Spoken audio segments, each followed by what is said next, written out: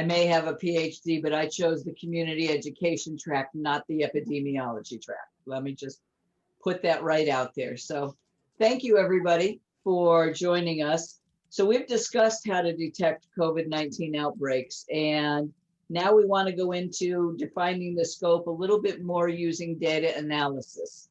Next slide. And we're going to talk about some things that we've discussed earlier. We're going to describe the ways in which an epi curve or an epidemic curve, I have to say epi curve, I can't say the whole thing, can be used to inform outbreak mitigation plans. And there's certain terms that we use in epidemiology, like attack rate and point prevalence and positivity. And we hope we're going to actually be able to define those terms today. So next slide. So in California, there are many different kinds of data sources, and the ones that are most prevalent, and anybody correct me if I'm wrong in the chat, please. CalReady is one that you use, CalConnect, ComCare. These are all systems that the public health uses to collect data. And the lab data feeds into those reporting systems. And then you've got your mortality data continues to add to that.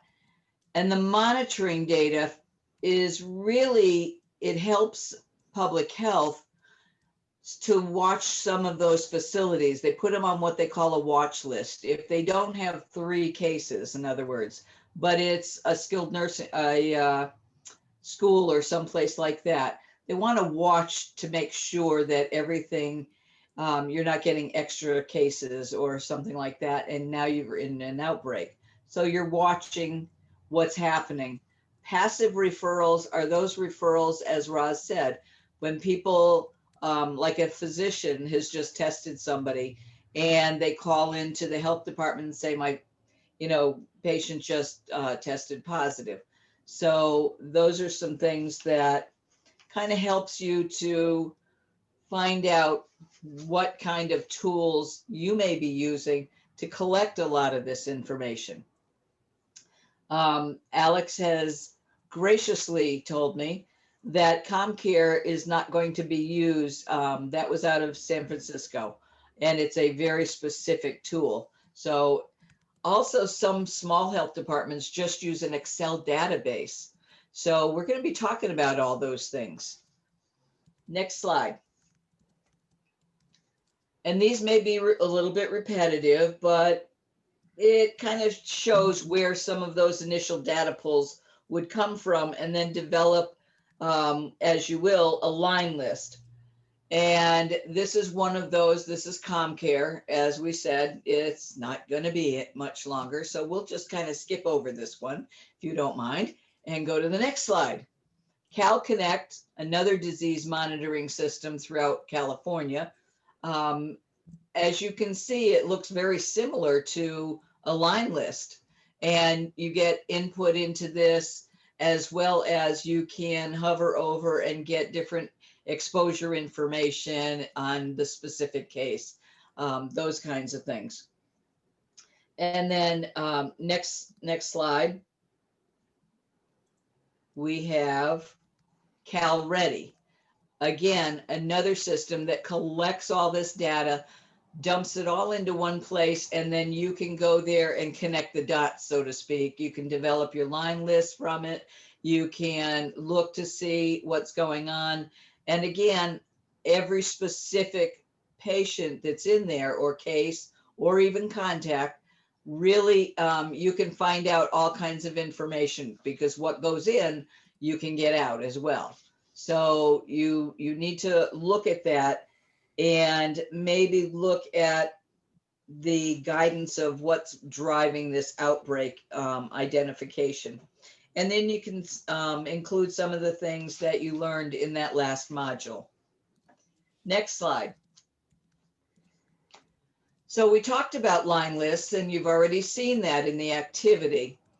And you want to look at all of these different pieces of information that are in that line list.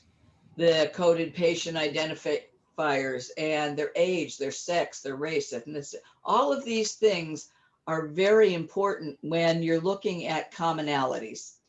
And when you're looking at trying to identify where might this outbreak have started, or do you have an outbreak? Do you have more than one case in the same area or in the same school or in the same workplace? All of those things are very, very important when you're looking at this line list. I don't know about you all, but I love colored markers. And I always print it out and I highlight things that are the same. And I used to deal with 3,000 contacts because I worked in corrections. And if you can imagine having printouts and trying to do that, I love the fact that you have now technology that can pull out who's been with whom for how long and what's common. I love it. Thank you very much. I'm old, so you can understand that. Next one. So here's an example of a hepatitis outbreak. And as you look at that, you're looking at report dates and signs and symptoms, the labs, and any demographics. And demographics are kind of important because you learn the sex, the age, the addresses, those kinds of things when you're looking at those, that line list. So you begin to collect cases in an apparent outbreak, and it allows that information regarding the time, the person, the place. Everything is organized and reviewed quickly.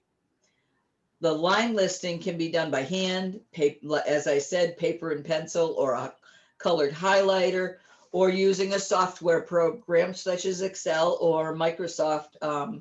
I used to use Access. So they're all wonderful programs. And you want to create a table where the row represents a case, and each column then can represent some variable of the interest. And it depends on the nature of the outbreak. And then you just keep adding in. For example, this hepatitis outbreak shows the case number, as we said, and whether the person had symptoms such as nausea, vomiting, or jaundice, and whether they were positive for their labs or not. Next slide. So here's a line list. It's an Excel database, and you can't read this unless you have binoculars. So don't focus on the Excel database, but what you want to see is these are some of the things: resident, staff, are they a resident, a staff, a visitor, what floor, what room number, any socio-demographic information, onsets of symptoms, and the end date if they have one, and symptoms. Symptoms is going to be so critical in this. And you want the dates the symptoms started, the dates the symptoms ended, or if it's still ongoing, and any lab tests. And that includes not just COVID, but flu. And next slide. The beautiful part about Excel databases is you can keep adding columns. However, it gets to be a nightmare because then you have to actually look at those columns. So be careful what you're wishing for. The next thing we want to look at is place. So you're going to look at what they call descriptive epidemiology. And the spot map really can show you where those cases work, spend time. GPS mapping has been done for a number of years, and that really is very handy in what I'm used to, tuberculosis, because you can really hone down and see where things are happening. Same thing with COVID. And if the population size varies between locations, then you can use a location-specific attack rate instead of the number of cases. The spot map can be used to describe that place and may show, for example, where they live or work or they spend time, and then plot that on that spot map. You may have a city block, or you may have a county. You may even have a state. And that's what we've been doing here in Florida, as well as you in California and all over the United States. Next slide.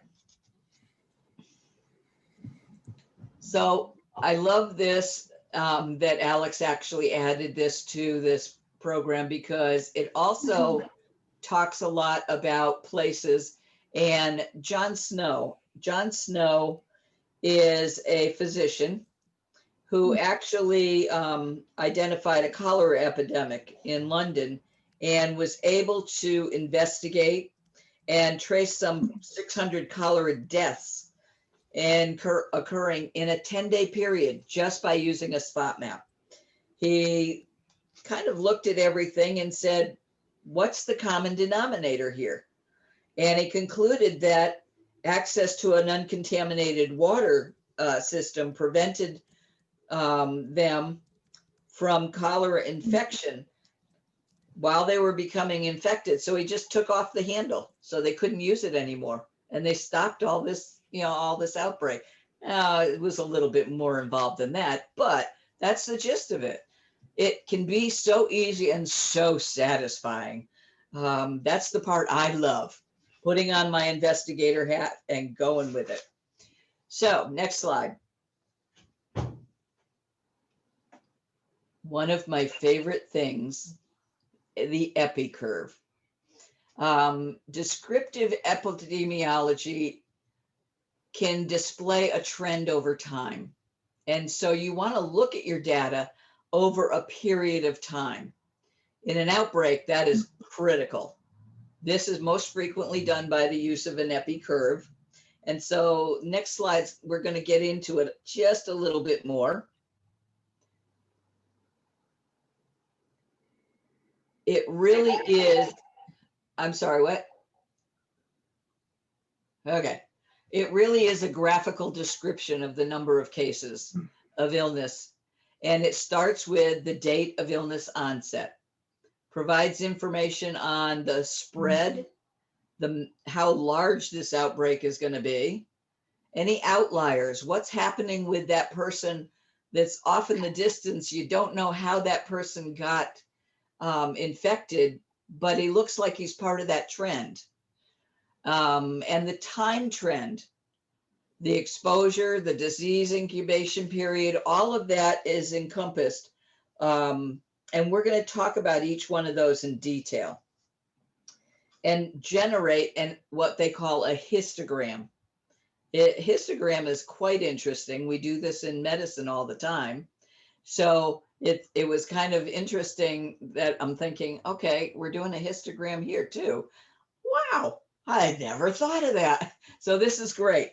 The time can be easily represented by using a line graph, just something as simple as a line graph. So let's go to the next slide. And let's look at disease X in Y population, April to May. So on the one axis, first of all, you should have a good idea of what an epi curve looks like. In case you hadn't noticed, it kind of starts slow, goes up, peaks, and then goes down again. So the number of cases of the disease is usually reported during an outbreak on the y-axis. And on the x-axis is the period that shows the time or date of the illness onset. With that, it's pretty straightforward. You need to have pre-epi information on that epi curve so that you can show that baseline. Where did that start? That pre-epidemic period includes the baseline number of cases that you want to get back to as well. So here in the United States, we're hoping to get back to 0, but it doesn't look like it's happening yet. We're hopeful though. Next slide. So epi curves for COVID, globally, they're being looked at. And I don't know what the date of this was. And I wrote something down, but I can't find it. So that figures, I'll deal with it later. think it's about a week old. I think it is too, yeah. 35 million cases globally. 35, a little over 35 and a half million cases. That's a lot of cases. Oh, I found it. Guess what? As of December 8th, and I looked it up, we now have 67,367,000. Wow. Look at how fast it went up. And the number of deaths, 1,545,331. And that's according to the European Center for Disease Prevention and Control. I was blown away by that number, just blown away. So you can see why we need to have all of these tools in our arsenal to fight this disease. Next slide.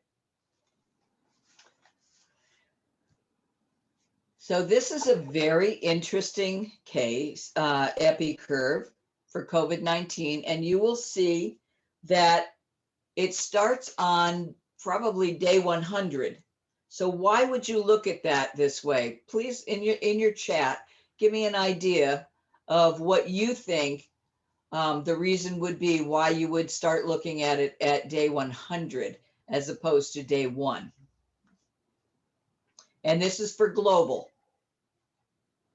Yeah, just to clarify real quick. So it's the days since that the country got their 100th confirmed case. So why would we want, instead of looking by date, so normally we're looking at everything by date, why instead on the x-axis would we look at it as 0.0 is the day that country got their 100th case? So I see that to get some baseline history, and another one says peak. All great answers. The peak, the rise, baseline of incubation. Oh, you are so close.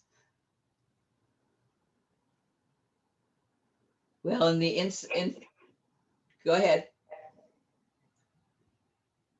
Well, because of time, I want to just kind of give you want to compare the data at the same point in time.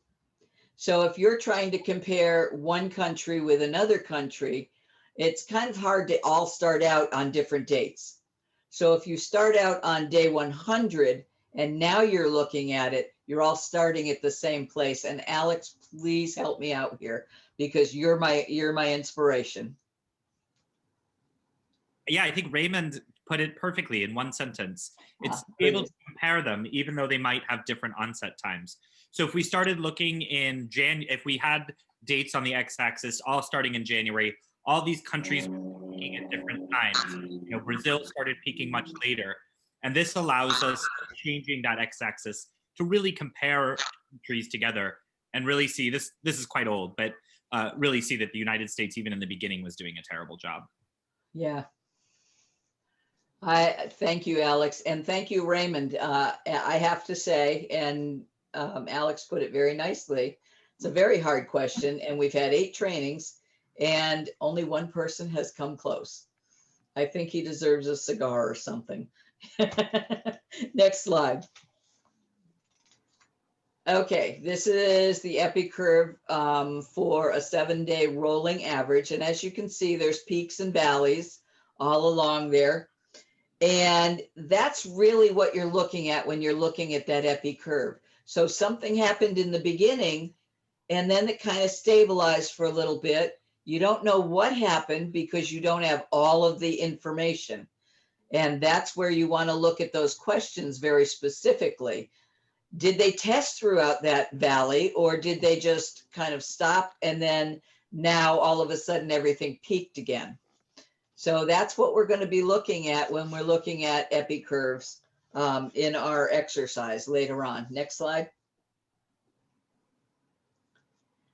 And here's those terms that I talked about as far as the attack rate or the risk.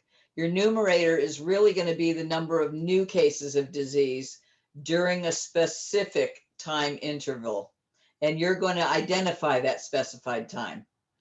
Then the denominator is the whole population at the start of that time interval.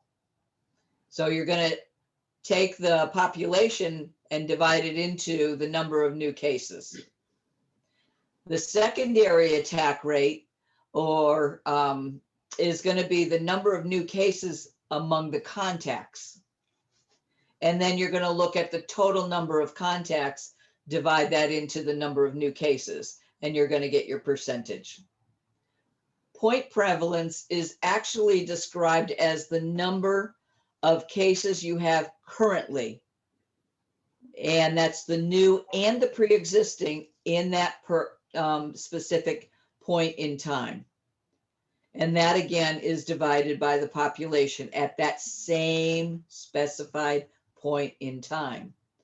Your positivity rate is the number of positive test results in that given period of time, and the number of positive and negative test results. So your total divided into your positives.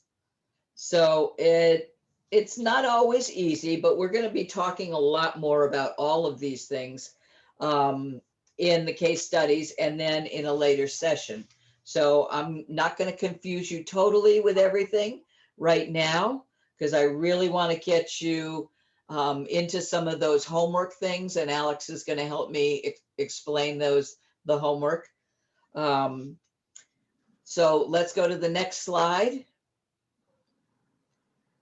I want to talk a little bit about your data dashboard, and we have one in Florida that is very similar to Chapel Hill in North Carolina, and it really has a lot of information. This one particular one in Chapel Hill is very nicely laid out. I really like it, as opposed to our first one in Florida that we had, couldn't find a darn thing. So how you lay out your dashboard is going to be important too, and feel free to give them input. But the daily new positive cases, the cumulative, all of this information, how many test results by the week, what's on the main campus. I mean, they've got so much information, not just around the students, but staff too. And so you're getting the whole picture rather than just one little point in time. And this dashboard updates on a regular basis. Next slide. It is consistently updated with all of those things. So hopefully I've been able to describe how an epi curve can be used to inform your outbreak mitigation plan. Using that epi curve can kind of pinpoint some of the things, and is it an ongoing outbreak? Have you finally helped to put a stop to it? Those kinds of things. And define the terms: attack rate, point prevalence, positivity. I can tell you terminology is very important, and if you don't know what it really means, you can be looking at DOT in public health. They mean directly observed therapy. And I thought, coming from a corrections background, they were talking about the Department of Transportation, until 2 months into when I was there, I finally learned that it's not Department of Transportation. It really is directly observed therapy. So those are some really important things. Terminology, know your definitions. I'm going to go ahead and say next slide. You did it.